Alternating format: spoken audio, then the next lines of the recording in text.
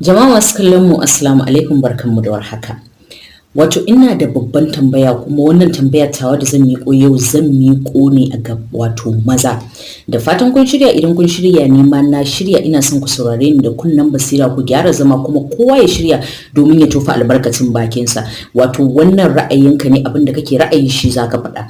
Da fatan za ku wato ba da amsa ku watso amsoshinku kawai a ƙarƙashin wannan bidiyon.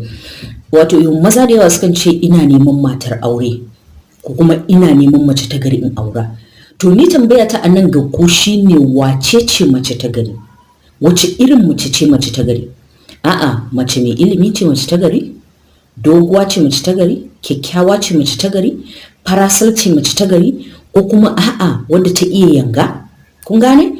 Ko siriruwa kake so ko kuma wadda ta iya kwalliya ko kuma wanda ta iya kalamai masu daɗaɗawa masu kwantar da zuciya, yar karama kake so a'a doguwa kake so, katuwa kake so a'a siririya kake so.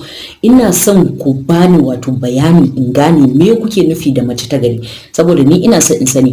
Wato kun san amsoshin mata daban yake da amsoshin maza. Abinda mace take gani shine wato namiji yake nema, maza kuma ba shi suke nema ba. Shi yasa nake son in ji daga bakin ku su waye kuke makirari da mata na gari, saboda su ma matan da suke so su yi aure sai su shirya su gyara zama domin su bi wannan layi da kuke so. Kun ga sai a haɗu a taimakawa juna a rufawa juna asiri. Wace ce mace ta gari?